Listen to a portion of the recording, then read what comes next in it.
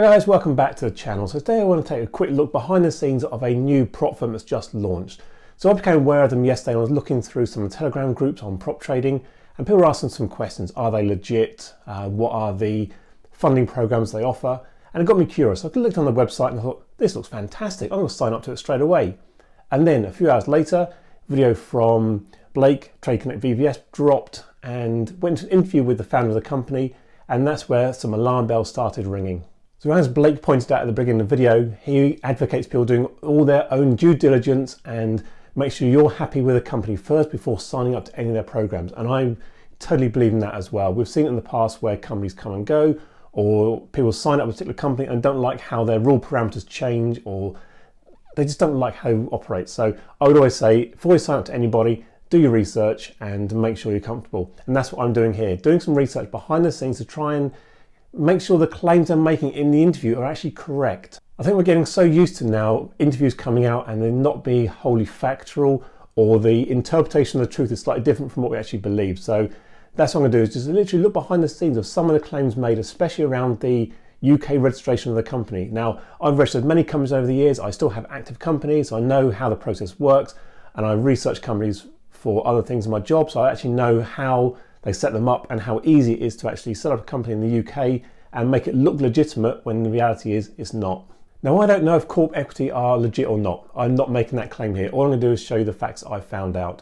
Now, I hope they are legit. I always want to err on the side of caution. I always believe that people are doing the right thing. I was always innocent until proven guilty. But like I say, make your own mind up on what I'm about to show you now.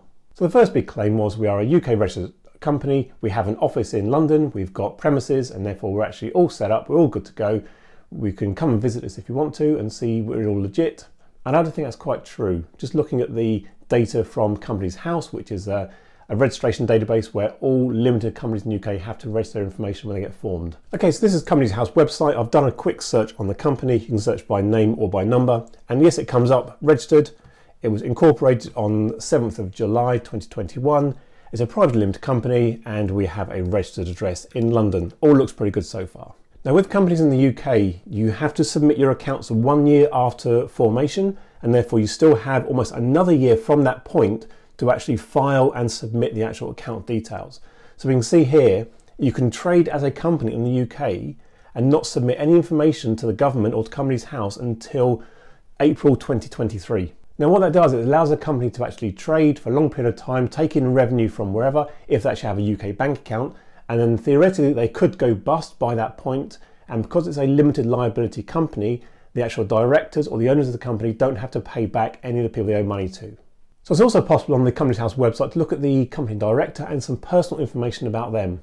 Now, this is the person who is set up as company director. Now, the only qualification you need to be a director in the UK is not be disqualified by having a previous company go bankrupt. So we can see they're only associated with one particular company, which is this one, and their date of birth is July 2003, which puts them at about 18 years old. And we can then see that their nationality is Indian, okay with that. Country of residence, also India. Now that's a bit of a red flag for me. So we can see a few things not quite tying up around when the company was formed, when they have to submit their accounts, and the actual person in charge of the company. Now the next big thing is the address. Now it's claimed that you can come down to the office and actually see them there and go through what they're doing in the office, as well as potentially building a trading floor we can come down and actually trade from. I don't think that's true either. So the company is registered at Kemp House in the City of London. Now, that's fine. There could be a residential address there. It could actually be an office location. But when you actually find out that the requirement is you need to have a registered address to get postal information in the UK, so that address in London is just a holding location. It says here on the website, it's a legal requirement that a UK company must provide a registered office location for which you can get correspondence from Companies House and HMRC, which is obviously Inland Revenue and Tax. So we can see you can get a prestigious London address for £29 per year. Now, I've done exactly the same thing. I have an English registered company, which I work through, but I now live in Scotland, and therefore my residential address is not valid to have on Companies House.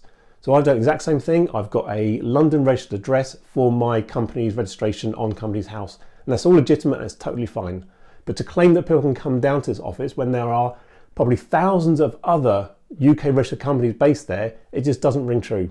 So one final check I did is look at the actual domain name website registration and see if it's actually, again, someone in the UK may register this, or it's running as a partnership with someone in India. But when you actually do a lookup on the actual domain name, we can also see it's registered to someone in India. So just with the domain name who is lookup with corpequitycapital.com, we scroll down, we can see that it is registered to an individual in West Bengal, India.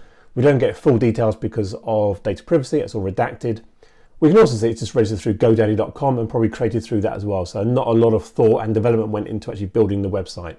So some people may ask, how easy is it to set up a company in the UK? It is very, very easy. It can be done in a matter of hours if you want to have a off-the-shelf name, or a number of days if you want to have a bespoke individual name for your company. Now there are plenty of companies out there actually doing it on your behalf. Literally go online, type in your details, and they'll create it literally straight away for you. And it doesn't take any background checks. And that's why it gets a little bit curious of why they're actually opening up a UK company and hiding the fact they're all based in India. So it's looking here, UK company formation from 1299. We can scroll down and literally you can go through their packages all the way up to the one where they create all their bank accounts for you. But just for £20, for example, they'll set everything up, register all your documentations, and then they also have services where they can go and get your address for you as well.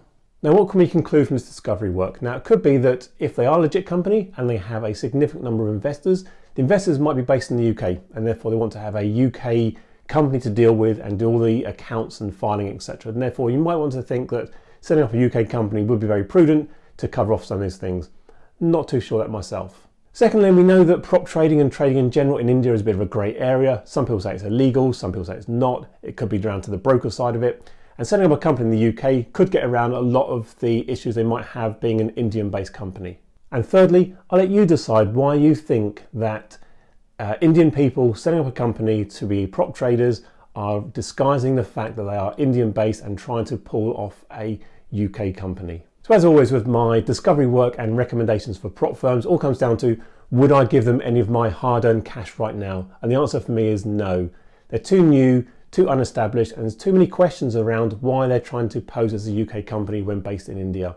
Now it could be that in 3 months, 6 months time, as a large number of traders come through, they all get their payouts, fantastic, and we can see lots of development work going on in this space. But right now, I think it's just too much of an unknown for me to give them the money, and I'd rather put the money into other prop firms or in other investments just to make sure it is safe. Hope you've enjoyed this video. Make sure you comment, like, and subscribe, and I'll see you again soon. Cheers.